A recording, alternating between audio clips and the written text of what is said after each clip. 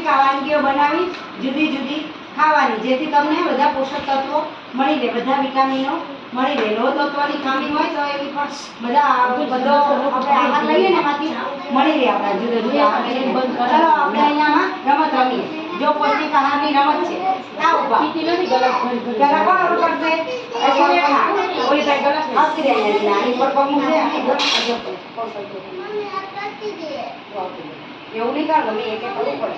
ભાવના આવતી રહે બેટા.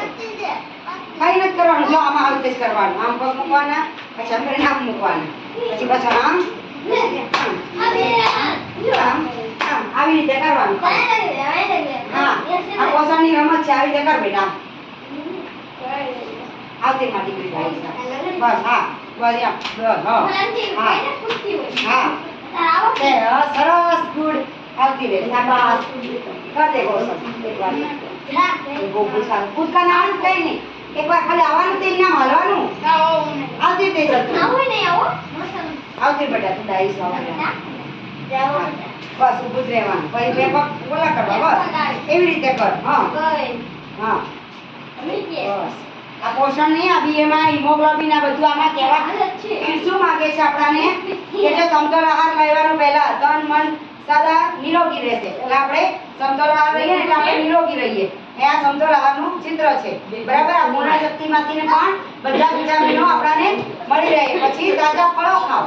એની સાથે સાથે પોષકયુક્ત આહાર, પાણી, શીતળ પાણી ને એવું પીવાનું. બરાબર. પછી ડબલ 45 મીઠું. હા આવી રીતે રમો. હાલાની અંદર સરસ.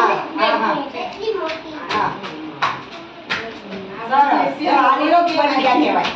બરાબર.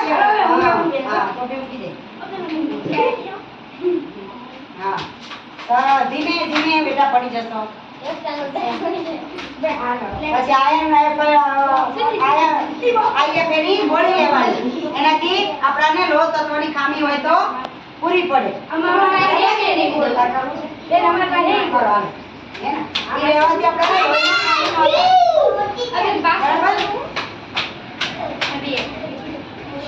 પછી જો હાથ સ્વચ્છ ધોવા પડે.